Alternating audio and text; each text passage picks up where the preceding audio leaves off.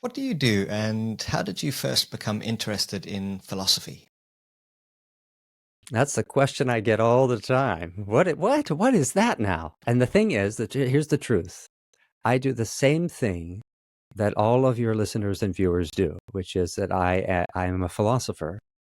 And people may wonder, what do you mean that we all do that? There is nobody who can escape philosophy. No one in human culture can escape it. And whatever you do in your life, you have some philosophy for how to do it. Philosophy is just how we do things. So the fact that I'm a philosopher professionally is not as important as the fact that you cannot escape philosophy in your life. If you're an engineer, you have some sense of how to do your job. What's the right way to do this?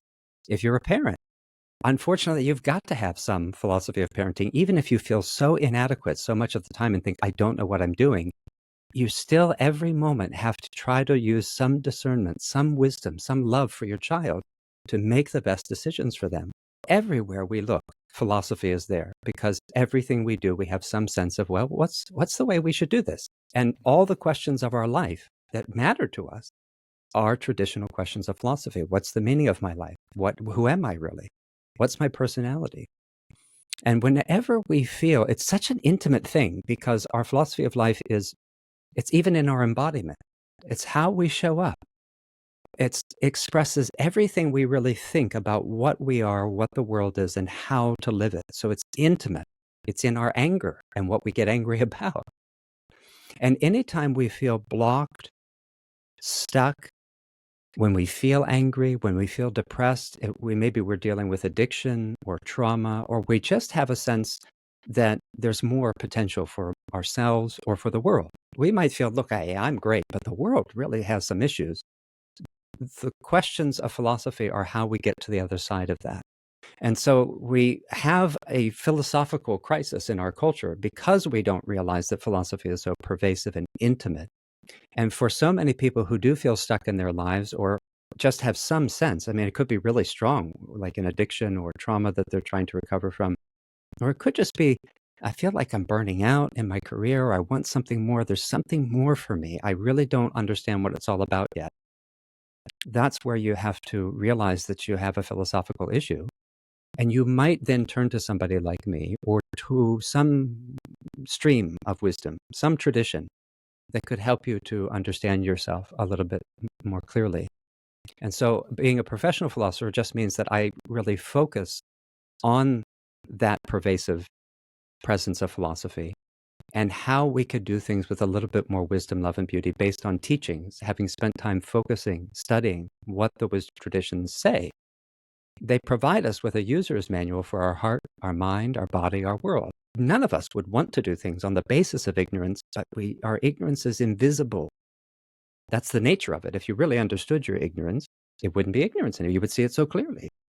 But we're trapped by something that we can't quite see, and those teachings can help us to see it. They can help us to see more clearly what we are and what the larger meaning of our life might yet be that we haven't discovered. So I think maybe that's the basic idea. That's what I do. It's not common in our culture, so it seems weird that that someone would be a philosopher, and we're exposed. Everybody listening or watching, for the most part, you got totally ripped off by your education. It was a ripoff in part because it gave you very bad philosophy because there's no way to avoid philosophy. So then it's a question of, well, how good is my philosophy? The philosophy in the dominant culture is really fragmented and incoherent. But for the most part, it puts us in a world where we are part of a machine made of matter that doesn't matter. And the only possible way for us to relate is on the basis of the particular economic system developed in the dominant culture predominantly. And those images of us are just not what we are. We're not individuals who are isolated, only self-interested, only rationally calculating means and ends. That's not our existence. So this causes a lot of difficulty for us. And that's why part of you could say my work is to try to help people see that we've been bamboozled. Nobody's telling you that you're in a philosophical crisis and that philosophy can help you to heal, even at the extreme of physical ailment, let alone all the sort of mental anguish and the political division and the wars. But even we know that people with chronic illnesses, for whatever reason, we don't even fully understand why, but having a kind of spiritual reorientation has a strong correlation with people going into remission with chronic illnesses or relieving suffering in the case of chronic pain and so on and so on.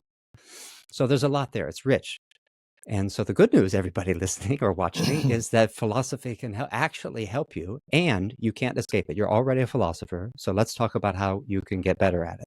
People have a philosophy even if they don't understand what philosophy is. You are probably navigating the world with a set of ideas and a worldview.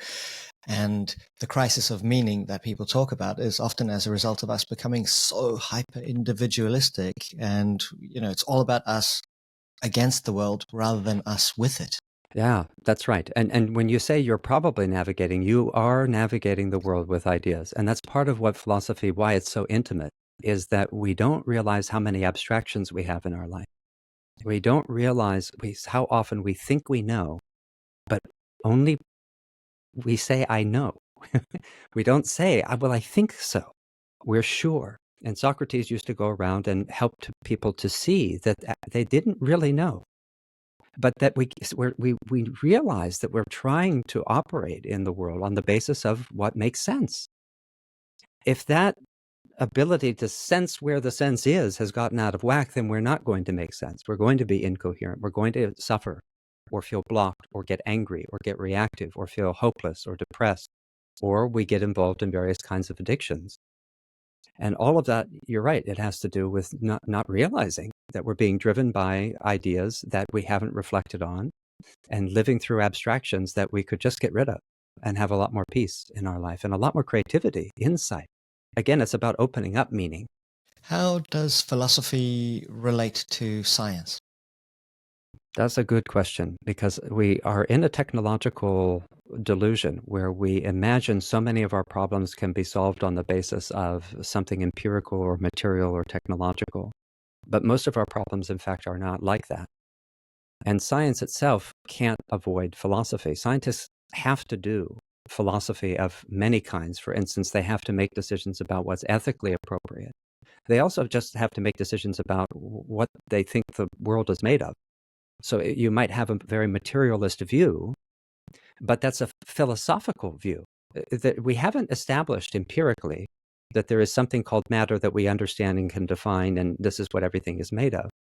In fact, a lot of our scientific evidence indicates that a strictly materialistic view of the world, where everything is matter that doesn't matter, it doesn't account for the evidence that we have. So scientists make a philosophical decision about how they're going to relate to that. They either double down on a materialist view and they engage in what's called promissory materialism, which is an IOU, I promise we'll come up with the answer, but they don't have one. And the scientist, of course, also has aesthetic views and epistemological views. Those are fancy, all these are fancy words. Metaphysics just means what's really the ultimate nature of reality.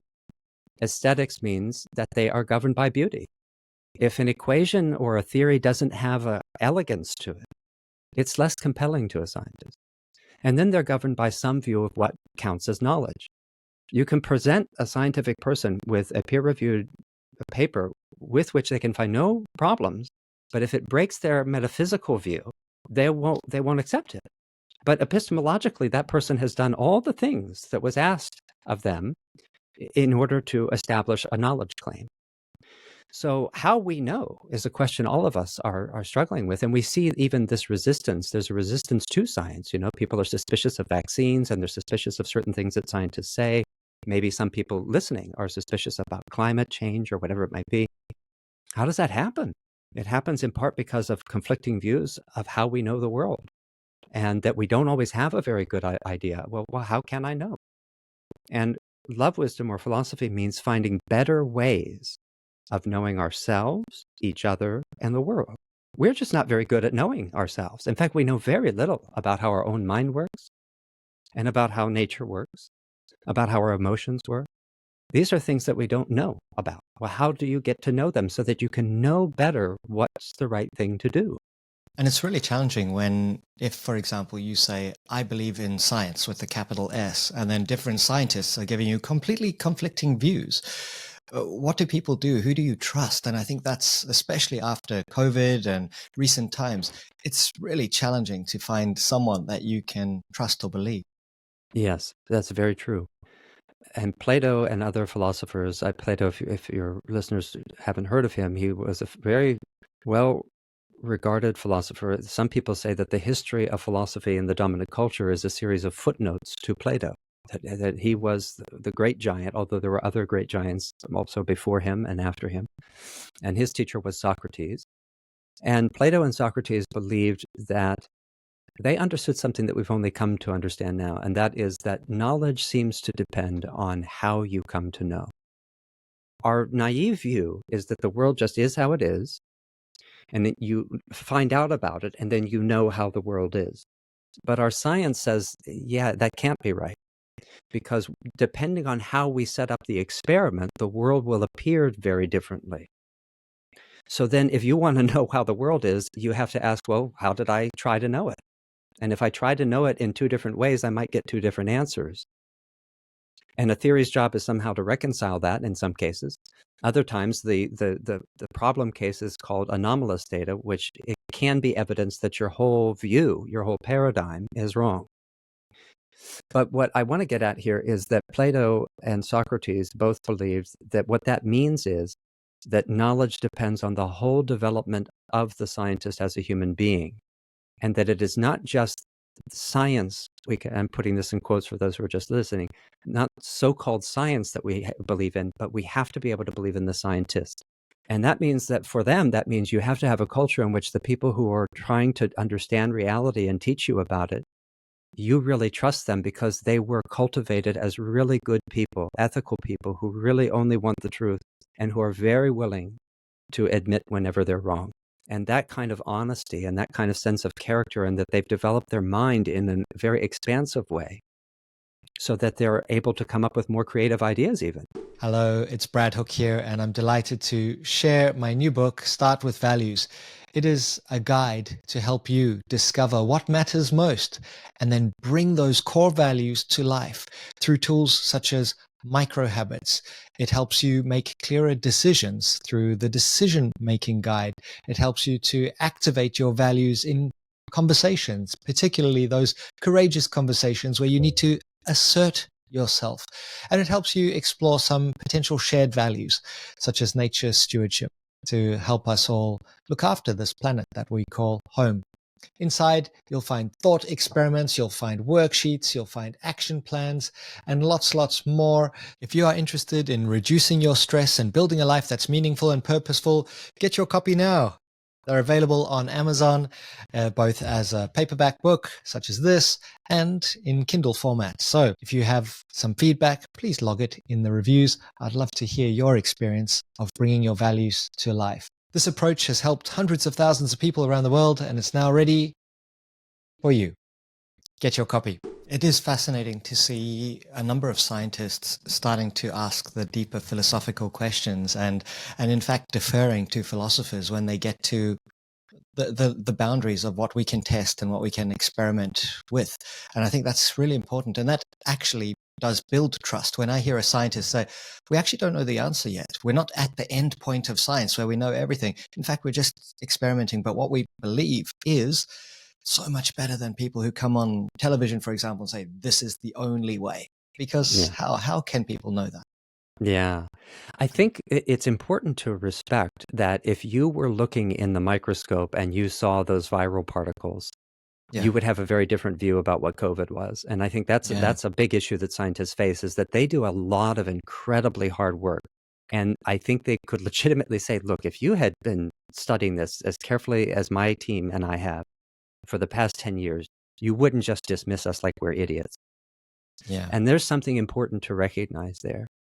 And there's this kind of anti-intellectual current, and I think it's because real knowledge is threatening to ignorance. And that's part of the challenge that we face. You're right, though, that I think we need cross-disciplinary collaboration. But also, see, for me, if you're going to research almost anything, my advice would be, and this would be also if you're running or an organization, you need the scientists or the CEOs to be in a room not only with at least one philosopher or a handful of philosophers, but also with some creatives, with an artist or two.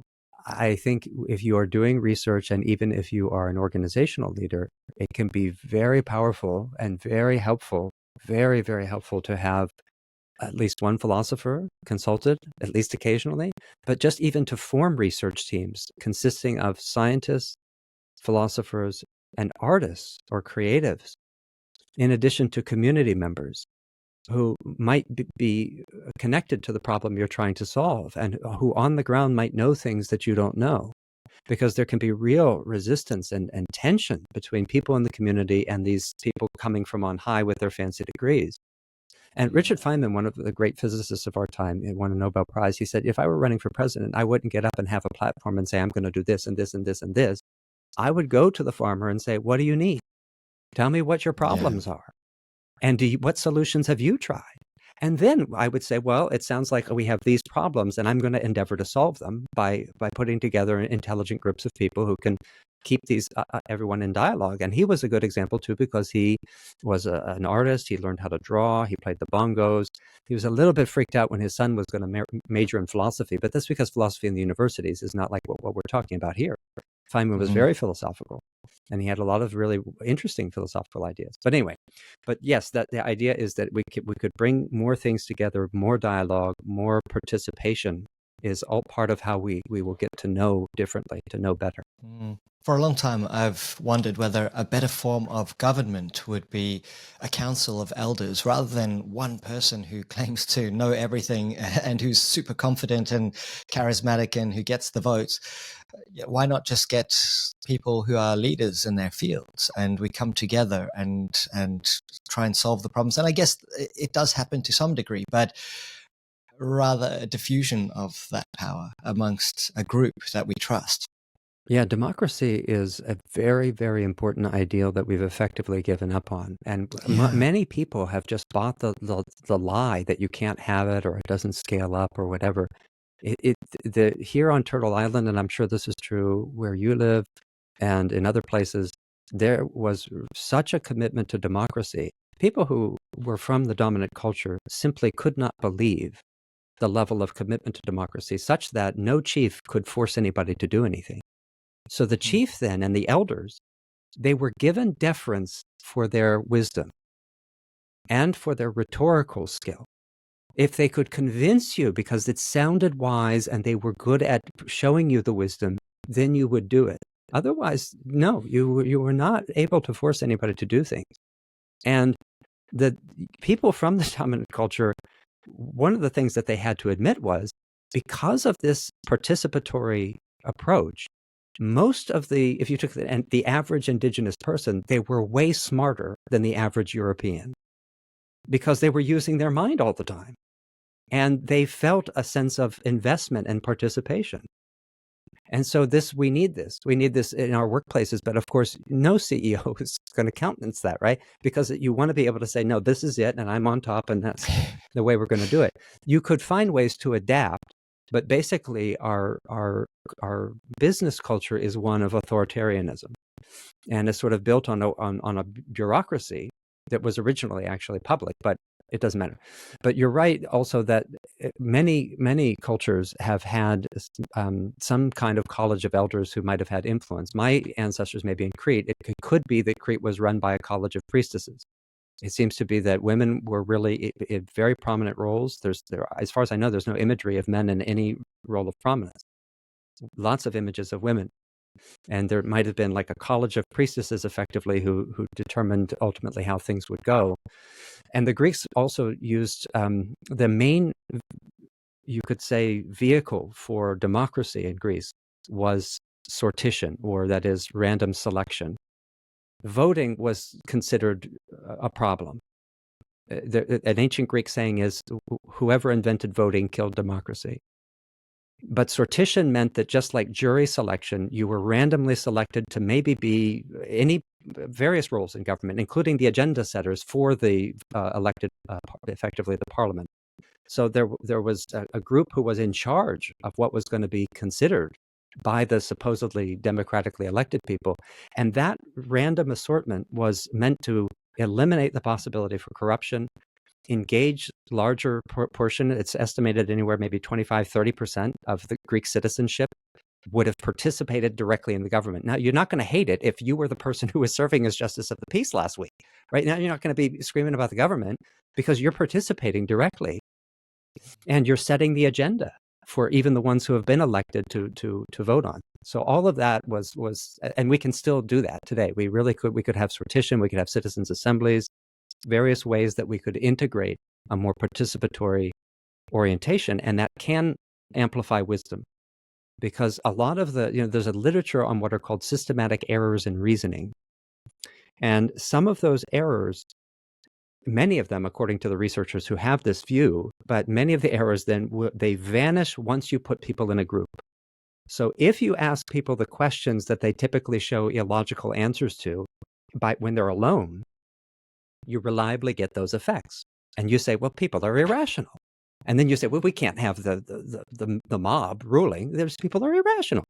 However, if you put those people in a group and have them talk, they'll give you the right answer reliably. So there's an intelligence there if you know how to be a community. And we're social beings. We know how to be a community as well as horses know how to live in a herd. We know how to be in a community, and it does scale. I think I mentioned to you at one point about David Graeber's work with David Wengrow, and they did the Dawn of Everything, and also Graeber's work on death. Really excellent for overturning our assumptions about how things have to be. Hey, Brad here. Would you believe that around 70% of the people who watch this podcast have not yet subscribed? It would mean the world to us if you click that subscribe button on whichever platform you use, so that we can stay connected with you and you'll receive notifications when we add new episodes. We really appreciate you coming and connecting with us and being part of our community. So all the best. And his Utopia of Rules, too, also is the history of bureaucracy. It's really, I love reading anthropologists, because they show you every time you say, oh, well, you can't do that. And they'll say, well, these guys did it. Or you say, well, it has to be this way. Well, but somebody else did it totally differently than that. And that's really powerful because it's called an existence proof. If something exists, it proves it's possible. And what they argue is that there's not an issue even of scale, that we could find a way to have more participation even at large scale. Mm-hmm. And this is where we start nudging our way towards dangerous wisdom, because to some that might be a threatening idea. We're talking about another way that we could interact and live and thrive. Can you talk to us about dangerous wisdom? Oh, yeah. And let's say we're not talking about utopia here. The wisdom traditions, what they tell us is that we are all stuck in a utopia of delusion. We think that this is the way it has to be, and we don't realize how much wisdom we lack. We don't realize that ignorance drives most of our activity. And that's true for everybody listening here, because the ignorance is invisible and it's bigger than you. You have an unconscious, and you can see the effects of that unconscious in the global political atmosphere. It's just being enacted all the time, sometimes in ways that are shocking. I just, for some reason, came across, because I like sci-fi, every once in a while on my newsfeed, they'll throw me something, an article about a sci-fi movie or a fantasy film. And there's a film that I've never seen that is called Reign of Fire. I guess it has Christian Bale in it. And it's about how dragons appear in like the year 2020. They've been under the earth, and something triggers their emergence and they come out. And it's such a clear image of the unconscious. And this was made, I think, like 20 years ago. So here's this image of the unconscious is coming out and it's wreaking havoc. Well, hello, that's what's happening right now. That's why the film is displaying this. So we are constantly projecting onto the other, and we are constantly driven by ignorance, saying, I know what I'm doing. On reflection, we might see that we don't. Our ego gets really scared, even if we feel stuck in our lives. I mean, there are people listening who are dealing with addictions or blockages, reactivity, failing relationship, whatever it might be, imposter syndrome, all sorts of things. Or again, just the feeling that, well, I think there's more for me, or I think there's more for the world. I just want to learn how to serve better. All of that we can only get at through wisdom, but some of that wisdom is going to make something in us go, whoa, I don't know about that. Because what's that going to mean? Am I going to be okay? Who am I going to be on the other side of that kind of change? And something will hold on to. It'll cling to its suffering as if for dear life. It's so afraid of what might happen. There's a deep, deep something in us that is afraid of naked reality. And we don't want to push so hard that part is overwhelmed, because it can actually cause problems for us. We can't force ourselves to be liberated, but we can begin to take the steps and recognize the reactivity, build up our dignity, just finding this dignity in us, this courage, this openness, and this fearlessness. It's there. And as we discover more of our capacity to really be present with whatever is arising, then we can get further and further. But that's the thing. Dangerous wisdom, it has a couple of meanings. One is that if we have a fragment of wisdom, what Plato and Socrates called a partially correct opinion, we're saying we know, but it's like saying, it's noon, it's noon, it's noon. And if I pass you by at a certain time of day, you'll be right. But most of the rest of the time, you're wrong. And so what they want to say is, you don't have any idea how time actually works, but you are right twice a day if you just say 12. It's 12, it's 12. So great. How do we get past that? And what they would say is that little fragment that where what you have kind of seems to work, because wisdom is what works. It is reality. So there's nothing more powerful than that. If you've got even a fragment of wisdom, that's traction in life. If you have that, you are dangerous, because you don't realize how much you're missing, and you're effectively running around with a little lit match, but you're in a tinderbox, and you don't see that. You don't understand fire, and you're playing with it, and you have to calm down. So the first thing they say is, please slow down. The other side of dangerous wisdom then is that real wisdom feels threatening to any delusion that we're holding on to, or that our culture has indoctrinated us into, that we feel we can't give up.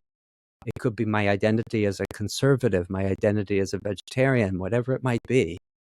Wisdom comes along, and now we have to clamp down, because it's telling me that I have to question even my identity, is really what it comes down to. Mm-hmm. Then there's also a little bit of danger, like Buddha put his, what I call the spiritual Surgeon General's warning. We have in the United States, there is the Surgeon General, and they, by law, when you buy cigarettes, there's a warning from the Surgeon General saying this will kill you. And Buddha said the same thing. He said, I'm giving you poison. If you handle it correctly, then it's medicine, and it will heal absolutely everything. The reason why he's saying that is that I can take any philosophical idea.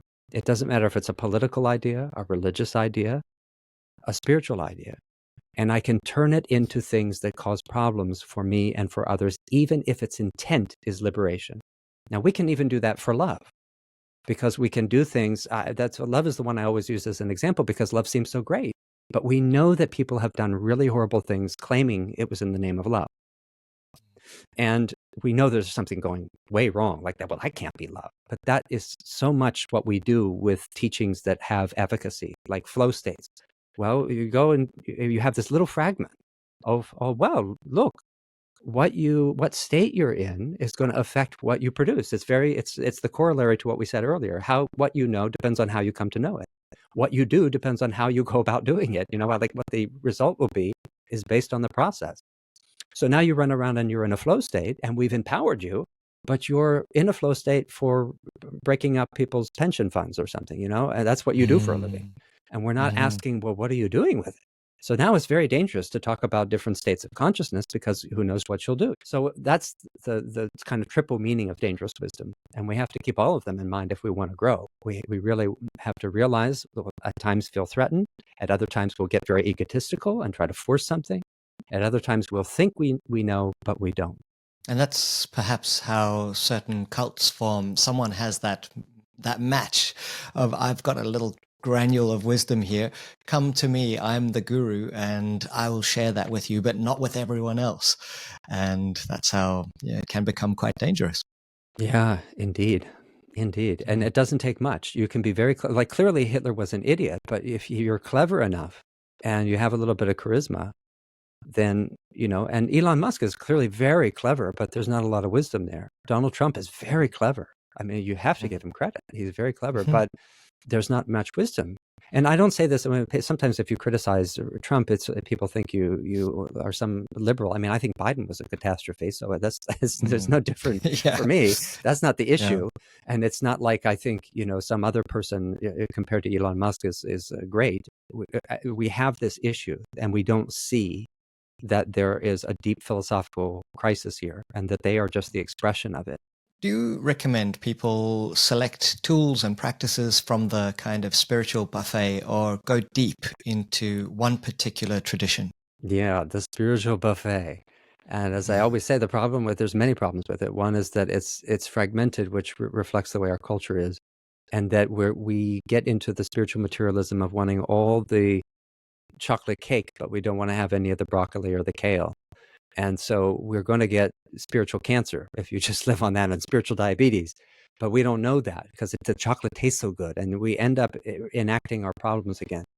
So you can chase 100 rabbits and catch none, or you could chase one rabbit and catch, although you don't have to make it about, it's a Tibetan expression, but chase 100 rabbits, catch none. And but anyway, there are benefits, though, to having all the spiritual teachings that we have available to us. So I usually tell people, in a way, this is really central to the work that I do, because philosophy is so invisible and yet it's totally intimate. I really want to emphasize that. If right now, listener or viewer, how you're sitting is just part of your sense of who you are. It's really that intimate. How you hold your body, how you move, everything that you do, it reflects a philosophical view of life and how much you've been able to realize. And sometimes there's a difference between what you profess and what you actually embody or manifest. So we just look at you and we can see it all in there. It's so concrete and intimate, but it's also big, like a big vision of, well, what happens when I die? How should I live? So the first thing, though, is that when people come to me, because all that's invisible, we so often the response to when I work with people is, how come I didn't get some of this in kindergarten? I mean, I should have been getting this from the time I was a little child. Absolutely. And there is this kind of common ground of wisdom, love, and beauty that is shared across traditions. And so sometimes what I'll do is invite people to get like a basic education on what's essential. The old saying, and you've heard me say this before, is that you have many paths, one mountain. And the dangerous wisdom view is, no, there's one path, just many mountains. Because there is such a shared sense of these things are totally inescapable, and they're present in every single tradition. If you can get those under your feet a little bit, you can start walking the path. But then when it comes to going further, I usually strongly recommend people do one of two things. First, reflect a little bit on your ancestry and your ancestral tradition, even if you began to hate it in childhood. Don't blame the tradition, because every tradition is susceptible to the thing that Buddha said. It can be turned to poison. And you react and you say, they're poisoning me. Yeah, but there's a lot more in the tradition than the thing that you see is so obviously bad. The Christian tradition, for instance, has so many beautiful things in it, but we have like PTSD with respect to Christianity. That's just because it has spiritual materialism that we all see. Every tradition has it. I mean, the Buddhist tradition has had lots of ridiculous things in it, and it's a very peaceful tradition overall. So they haven't gone out with a bunch of conquests, but that doesn't mean that they've never had problems. And there are good things about Christianity. For instance, like with Christian missionaries, you not only get, you get like the monastery and the church, but they're also going to set up a hospital. And that hasn't always been the case, say, in the Buddhist tradition, even though they're all about compassion. It's just, I think I would imagine there are more Christian hospitals than there are Buddhist ones. And that's not it's okay. That's fine. So reflect on, maybe is there something in your tradition that your ancestors had that you could get in touch with that feels real? If not, find a teacher and find a tradition that you really do feel you could fall in love with. And sometimes those things like Leonard Cohen's a good example. He identified as Jewish, but his teacher was a Zen Buddhist. And he said, I'm not a Buddhist. I don't feel the need to convert. It happens to be that my spiritual teacher is a Buddhist. But I am a Jew, and I'm happy with that. That might happen too. That's a possibility. There are Christian monastics who practice in Thich Nhat Hanh's Buddhist tradition as well, and they are Christians, but they believe that he is the best path to the divine. That's how I can live. I can learn to live a Christian life. That's fine too. So there are options. And the other thing that I think is helpful is we have all these spiritual teachings. Once you fall in love with a tradition, every once in a while, get yourself to just peek at the other traditions, not as a way to be at the spiritual buffet, but as a way to say, I want to connect to the common ground of wisdom, love, and beauty that I know I share with my Christian brothers and sisters and my Muslim brothers and sisters. I want to connect to that. And I want to see my own path through that lens. Like, can Meister Eckhart say something to me where I say, oh, I think maybe that helps me understand what Plato was saying? Yeah, you should do that. And can I read Plato and say, well, does this help me understand what Lao Tzu was saying? Yeah, absolutely. I think so. I think that's the way to try to use that is if you need to experiment a little to find where the real nourishment is for you at that buffet, you just say, gosh, I'm really hungry for liver. Okay. Don't just go for the cake, but if it's something where it feels, yeah, this is really nourished, this is what I need, great. But then check out some other things to sort of balance you a little and to give you that sense of connectedness and appreciation.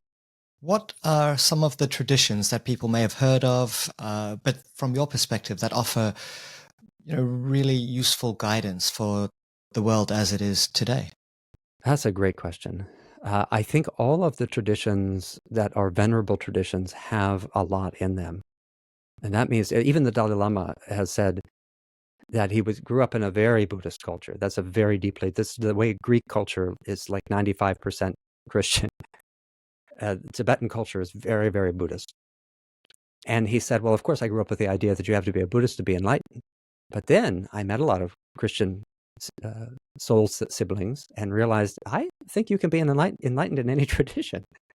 So I think if it's if it's Ayn Rand, that's one person and it's 5 seconds old. Something that's got some history where people have been really working in a holistic way and they've addressed lots of aspects of psychology. They can really show you how your mind works. But one thing, I did mention this just now, that there are quite a few Christians and Jews who have found a lot of help in the Buddhist traditions because Buddha he's first and foremost a philosopher. So he's not committed to some kind of religious view as we often habitually think of it. He is maybe the single greatest psychologist. He's the Isaac Newton of psychology. And even to this day, scientists will just take Buddha's teaching and run an experimental protocol, and does it work? Smoking is a great example. Judd Brewer did this work. We have here on Turtle Island, United States, the gold standard for quitting smoking is the American Lung Association. Obviously, it's a big thing with lots of money, and they want to help people quit. They have the gold standard program. That's the most successful program. So Judd Brewer went and looked at Buddha's psychology and said, yeah, well, Buddha's got a different view.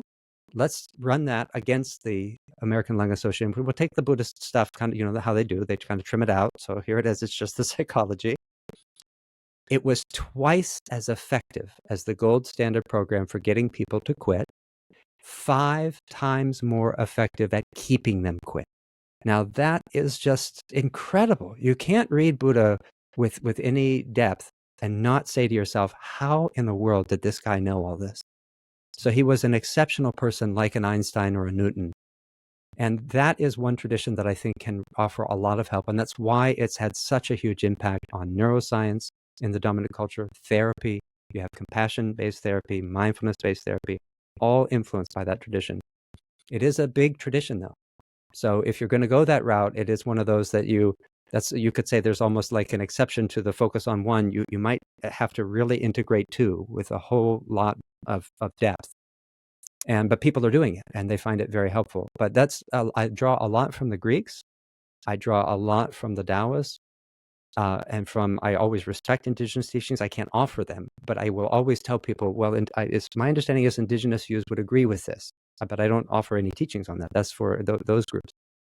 But I really draw a lot from Buddhist psychology, Buddhist philosophy, because it's really holistic and it has such an elaboration of practices. Like Stoicism is very popular, but it pales in comparison to the Buddhist traditions. So, but that's an interesting one, but that's not a living tradition. They're trying to revive it. And I think that's good, but they're going to need to draw from the Buddhist traditions to open up the full potential.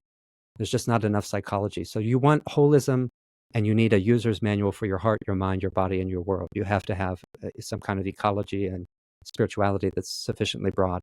I recently heard of the diamond method, which fuses some Sufism with Tibetan Buddhism and psychology. What do you think of that kind of approach? Yeah, I met A.H. Almas before. He's a really cool guy, and but I do not know very much about his, because it's a newer tradition. That doesn't mean it's just because something's new doesn't mean it's wrong. And he is drawing from older traditions, so that's helpful. Eckhart Tolle's sort of like that too. But I can't really speak too much to the teachings. I know that, look, if something works for you, that's great. Use your discernment. Really use your discernment and really reflect on, how is my teacher presencing?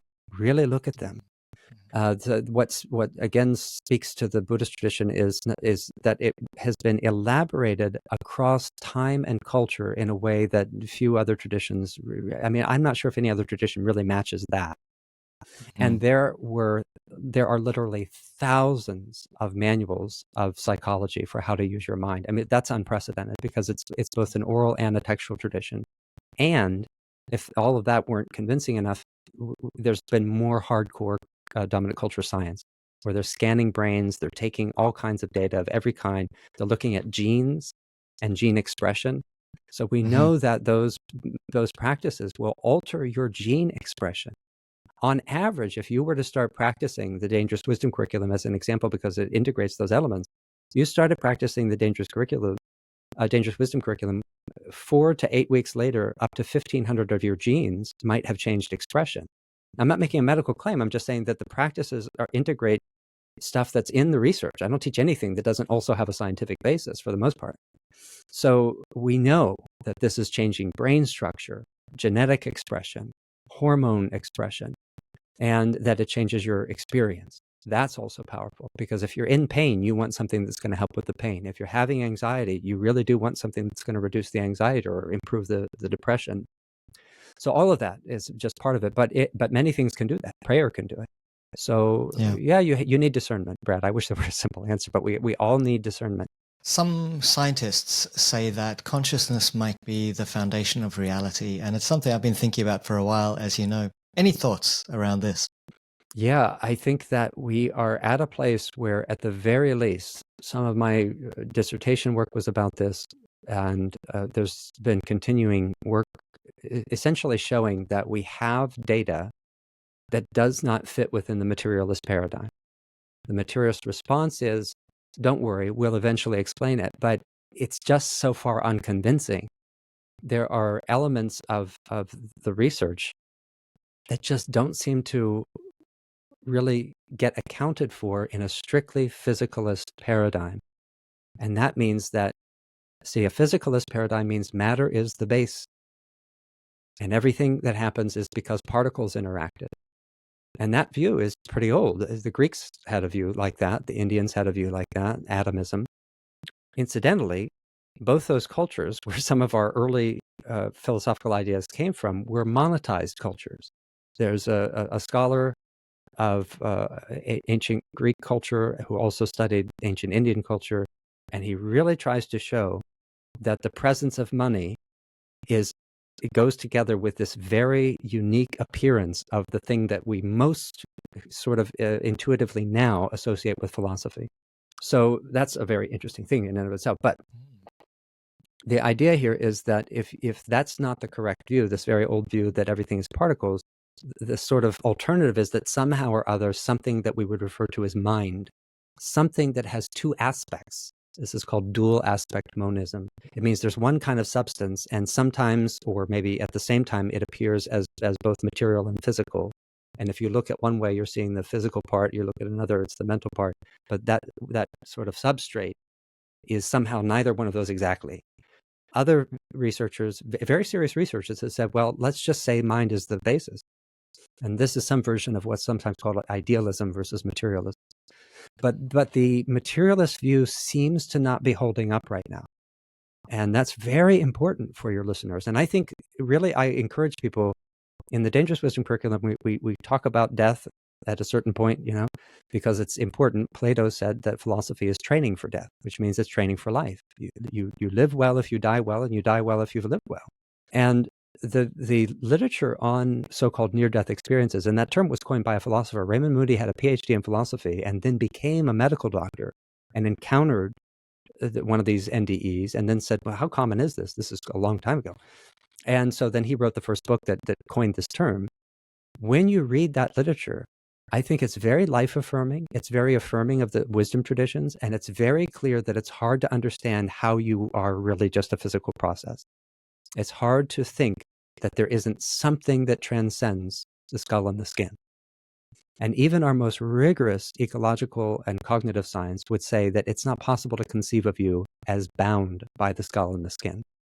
Something transdermal, something that is happening relationally across the skin, and you're not a little thing trapped inside there, but rather this is some kind of either interface or filter or transmitter, receiver, and that your body is actually a big limiting factor. We're all very much into embodiment right now, and we shouldn't revile the body.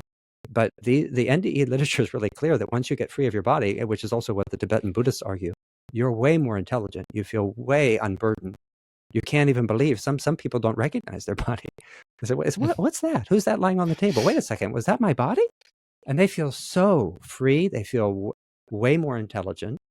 One person said that they felt 10 times more intelligent, and that is actually the Tibetan Buddhist view is you are 9 times more intelligent is what they say, because they practice dying consciously, and so they claim that the very advanced yogis say that they have been in the space where the dying process happens. So all of that is to say that somehow or other, it's likely that when your viewers and you and me, when we die, that we're going to, first of all, think, why was I trying so hard to be immortal, like the millionaires who are trying to be frozen and so on? Because I'm so glad now that I'm free of my body and I can continue my evolution either by coming back and doing more work or moving on. But you really will feel that there was so much more to you. And that's, again, goes back to where we started, this idea of expanding the meaning of our life. And those experiences are dangerous. Some of the spouses of people who have had either a profound mystical experience or a near-death experience, they say, I'm not married to the same person anymore because I married this guy who really loved to buy me fur coats and nice cars, and he'd had a sports car, and now he doesn't care about any of that. He doesn't care.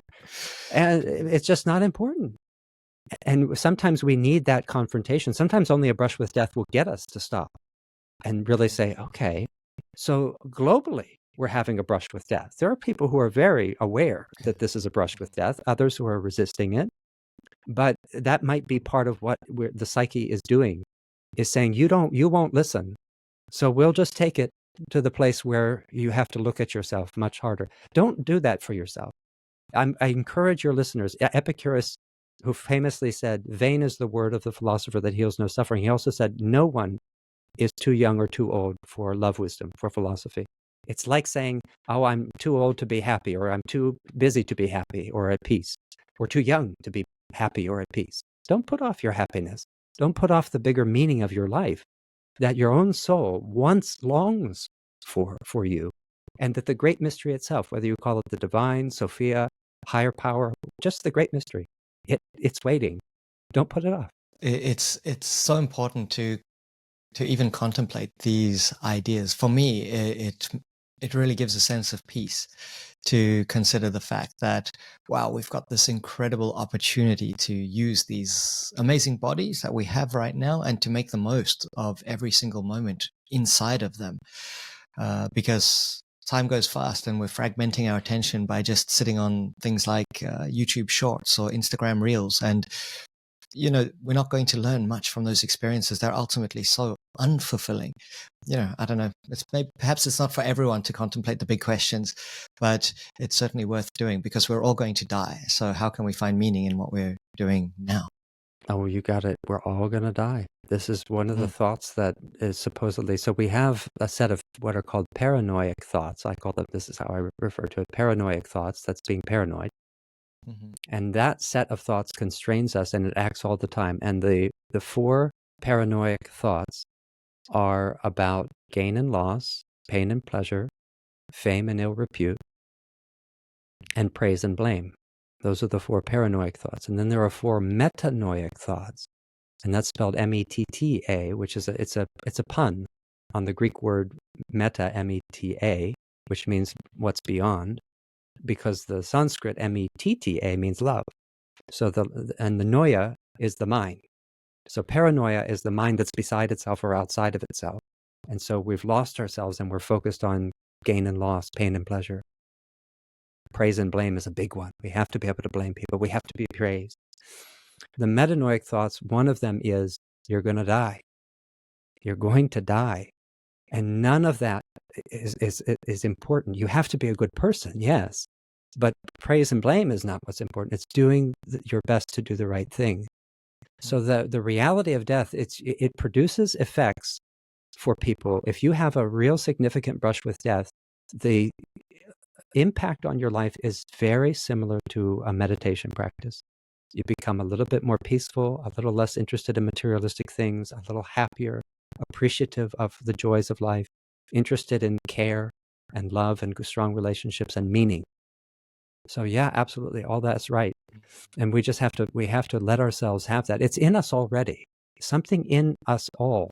So it's not that some people, oh, well, that's just not for me. That would be like saying, I don't need to be really happy. I'm happy just medicating myself. It's not really true. Our soul, it wants more for us. And if we frustrate the soul's impulse for growth, that doesn't mean, again, that we force ourselves. You have to use discernment. You don't just go, okay, oh, well, let me run home and take 5 grams of psilocybin. Don't do that. But as you begin to open up, you'll find how much more joy and meaning there is for you. And you would never trade that. You would never trade those discoveries. You know, Buddha is not going to give up his enlightenment because he can't go to a yoga retreat in Bali. Or, you know, well, I've never seen Patagonia. I guess I can't be enlightened. That's ridiculous. He's not going to trade that. I love what's called the Theragata and the Theragata. Thera is female and Thera is male. And these are poems of people who studied with Buddha. And they're beautiful poems because he took people from every class. And you have a bunch of people who used to be householders, including a bunch of women who used to be housewives, and they are so happy to not have.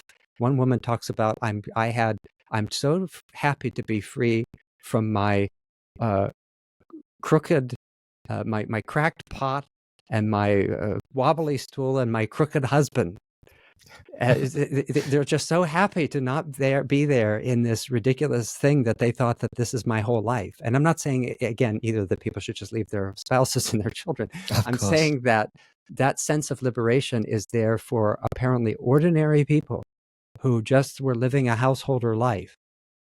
And we're lucky that those teachings evolved to be adapted into a householder life. Those were women who said, yeah, I'm done. I'm done. I am not going to say that I can't be bothered with big questions. No, I want liberation.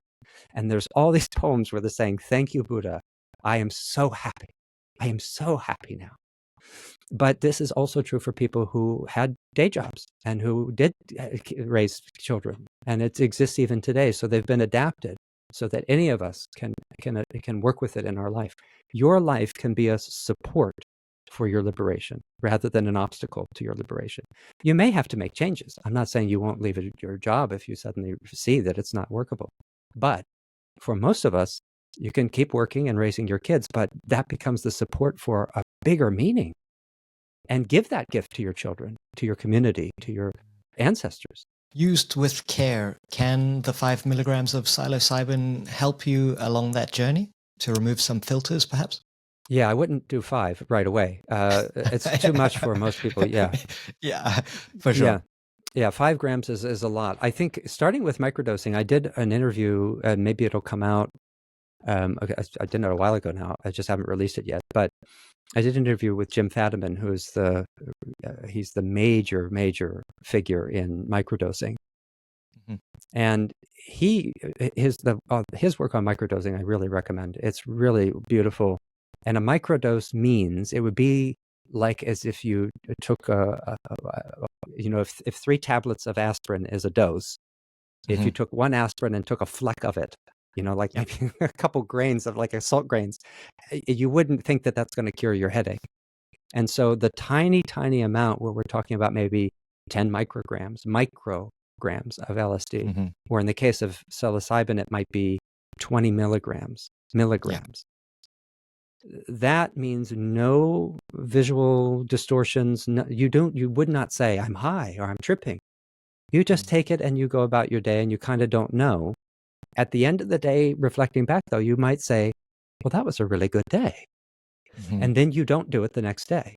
And you don't do it the next day. And then you maybe do it the third day. So you do a dose every third day. And you wouldn't even necessarily keep it up. That can be very, very liberating. Yeah, However, let me say, I don't think you should work with psychedelics if you don't have the holistic spiritual context for it. agree. I think that's a mistake. So if your Mhm. listeners are considering working with those medicines or already have, and there are many other medicines, horses are medicine, being in nature is a medicine. Those medicines will give far more healing for you, far more insight, if you have a holistic ecology to support them. If you chase fruit, you're not going to get it. You've got to work the soil. If you work the soil and the trees grow, the fruit appears by itself. If you want to improve the fruit, work the soil. You can't do anything to the fruit. And that's what we are sometimes doing, trying to grab fruit instead of doing the work to make the soil healthy, and the fruit will appear by itself. So start there, but yes, and I think I have a series, so we can put a link in there in the show notes, and I can have a little page for maybe some of the things if people can go, and we'll mention this maybe again, but dangerouswisdom.org, dangerouswisdom.org, and then let's say /hook. Because Brad, if you look at I love his logo. The hook has an Yeah. infinity sign, and I really like that. That's great. So /hook. And you'll remember that infinity sign of the two O's, HOOK, and the infinity is in there. Okay, anyway, but I'll put there a link for the series on psychedelic medicines, working with medicines, and at least for one of them, and then people can go further. I also recommend having compassion practice in place, because when you work with microdosing, I've seen this with people, sometimes even a very small dose, you might suddenly have a very emotional experience. Nothing crazy. Again, you're not high or but it just might be that you're in your car, and I don't know, you see a dead fox on the road, and it just hits you. And I'm not saying anything dangerous. It'd be no different than if you heard a story on the news and it felt poignant. And to be able to have something to draw on, even if you just felt good that day, having compassion practice helps you to really savor that good, and let it really water that soil and nourish that soil so that the fruits can grow from it. So have that in place first, but then yes, under the right guidance and with the right kind of practice, psychedelics are very good medicine for a lot of people. But life is psychedelic. Philosophers realize that. I mean, once you work with psychedelics and you have spiritual training, you realize that this moment is just totally psychedelic. 100%. Someone said to me, having a child is psychedelic. Yes. And in some ways it is. It is. Spending time with animals is psychedelic when you're really present with them, which leads me to tell me about horses, and what have they and nature in general taught you about wisdom? Yeah. Well, we have to begin to touch the non-duality of spiritual and ecological reality. This is so important for us more than any other generation. If you look back in wisdom traditions of even cultures we don't consider quote unquote indigenous, like India, by the time Buddha came around, that was a very sophisticated society. Indigenous cultures are sophisticated societies. But I mean, like in this distorted view that we had, that they've got kings and they whatever. So these things that are not necessary parts of culture. But those cultures were kind of getting a little bit cut off from nature, essentially. And I think, see, when I mentioned about the monetization, there was something happening in India and Greece where people were getting kind of cut off from nature, which for us, can you imagine? 2,500 years ago, people were getting cut off from nature. So you see how old the problem is. And I think that the reason why philosophy appeared the way it did is not just maybe the influence of money as a symbol, but also that these particular people, they would have been shamans in another culture, but they were appearing and having to respond to this cutoff, this division between spiritual and ecological reality, which makes us sick. And so we are as sick as that just continued, that whatever that illness is, it's gotten worse. We have to be able to bring them together. And the reason I'm saying that is that Buddha, he uses natural metaphors. He spent time in nature. So his epistemology involved going into the wilderness by himself and just being, learning what it would mean to just be. We don't do that. And he didn't just do that. He said, well, you can't expect that if you go to the forest, you're going to have the same experience, because any idiot can go to the woods. He said, look, people go to the woods all the time. They don't come out enlightened.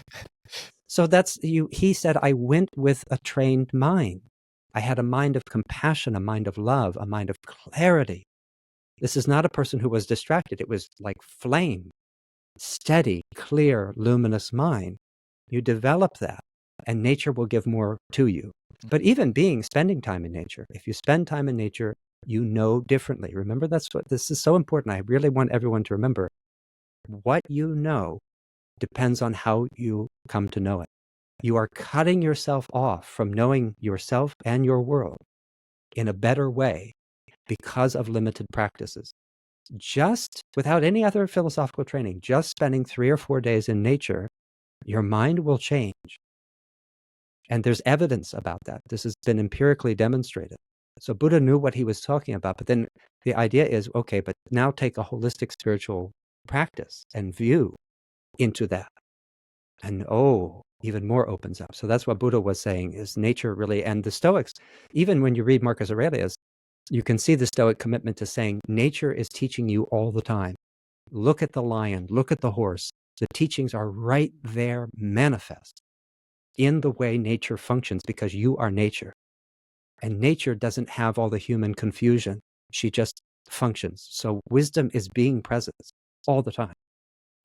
The book of Job even has this, right? Because God, I love Chesterton and also Jung's reading, essentially, where they say, when you read the book of Job, which for those of you who don't know, it's a story where Job is this very righteous guy, very good guy. He lives a good life, holy man.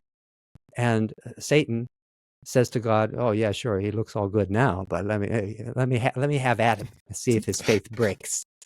And God lets him.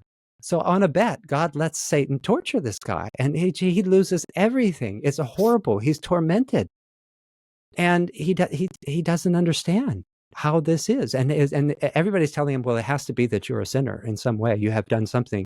And he says, "No, I've really lived a good life." And when God comes out to explain to him, you can read it as God saying, "Hey, you don't know anything. I know everything. Where were you when the foundation of the universe was laid?" And he mentions the horse too, which is that's a great line where the horse is clearly present in that culture. But Chesterton and Jung kind of read God as saying, "Yeah, I made this and I don't know how it works. So even I don't have all the wisdom of it because I put all the wisdom in it. And that wisdom is just functioning. And the only way for you is to be in it, whatever happens, to just be in it and trust that the wisdom is functioning." So there's that. But we can learn so much if we really do bring a good mind, though. And if we trust that wisdom and wildness are not two things. Horses are really powerful in this regard for a few reasons. One, symbolically. See, a symbol, if I were to tell you that the gateway to all the joy and bliss and wisdom and love you're looking for is right in front of you, but you don't see it, that's the way it is. The way it is that right here, the gateway to total enlightenment, or at least the next step for you, the next big insight, it's already, the door is right there, but you don't see the door, so you keep walking by it. The symbol says, walk this way, because it has some visible surface that you can see, and on the other side is the mystery that you can't yet see. That's why the symbol is so important. And nature provides this all the time. She's always calling to us. And so when we see the horse, the soul sees, there's a gateway. And the meaning of that horse symbolically, there's that face right there, there's the horse.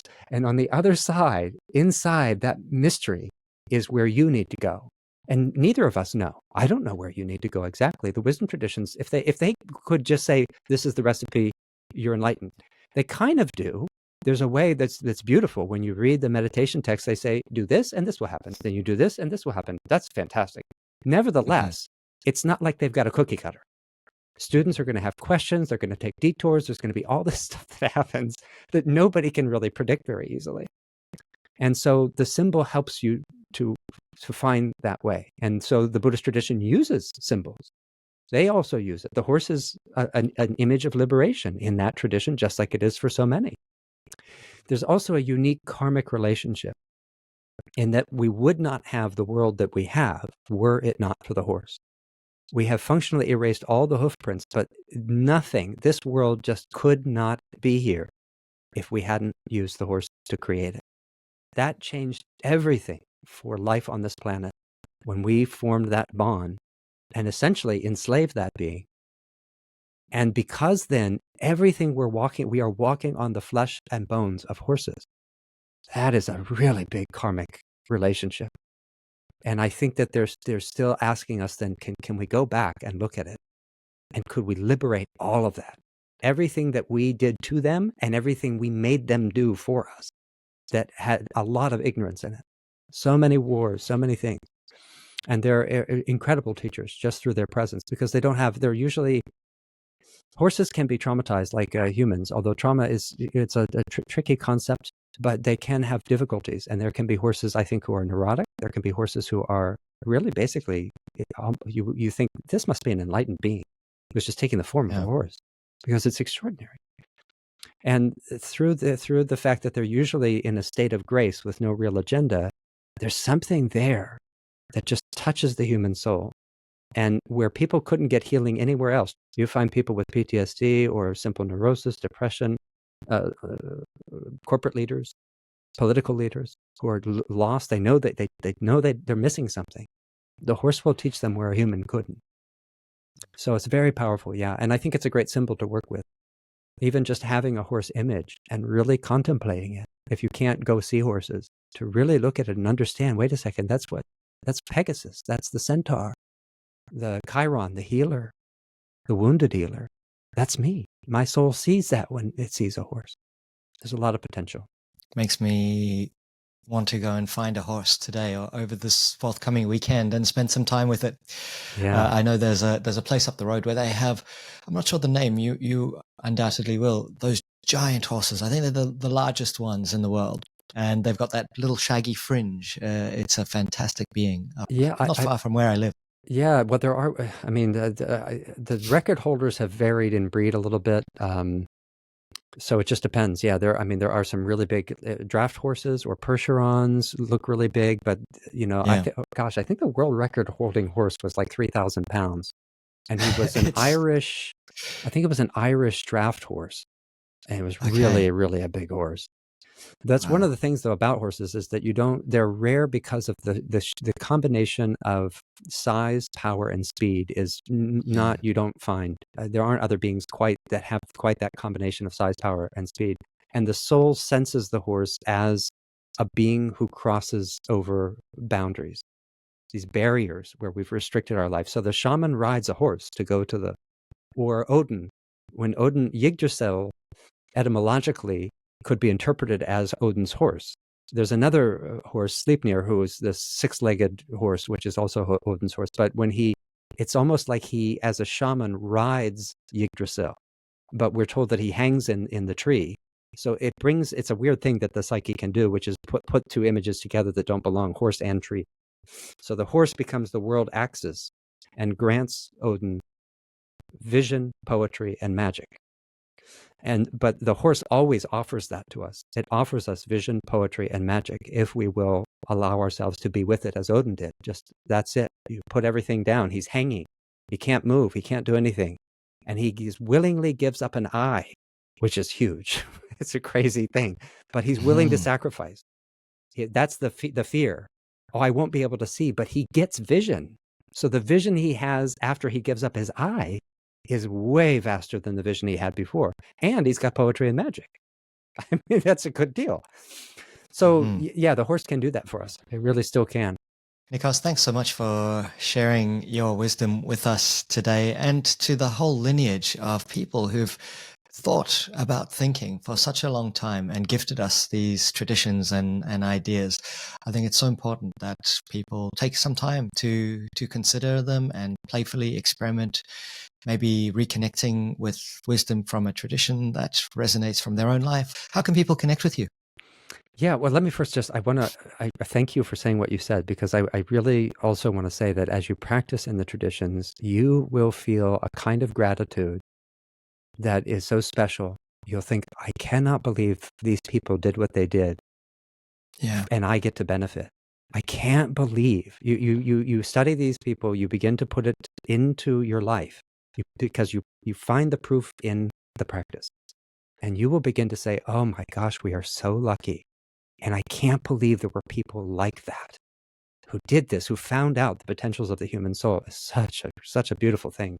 So thank you for mentioning that gratitude that we'll feel for our ancestors and for not just our own lineage, but ancestors in other lineages where we feel, oh, so many people have really worked to help me find my potential and to find the meaning of life and to make a better world for ourselves, for each other, for our children, grandchildren. And so dangerouswisdom.org is where you can find out more, dangerouswisdom.org. And if you put the /HOOK, hook, I'll put a few notes up there, things that we mentioned, and some resources for free resources, meditations, and so on.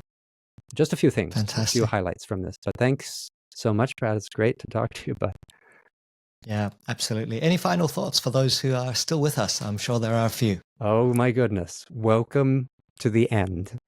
And welcome to the end of your world. If you really listen to this, it does mean that a whole new world might be possible for you. Even if you've practiced a lot, as someone who's practiced for quite a few years, it seems to me what I keep encountering is, I can't believe, oh my goodness. You open up possibilities that you didn't even conceive of when you began. So there's more. If you're not yet enlightened, if you even feel really stuck, there's more. There is a you on the other side of this. So welcome to the end of your world. There's going to be it's a new dawn. It's a new day, and you're feeling good. You're going to feel good. So thanks for listening, everybody. And Wisdom Brother, I thank you for having me on your podcast. I appreciate it. Thank you all. We'll see you in the next session. See you, Nikos.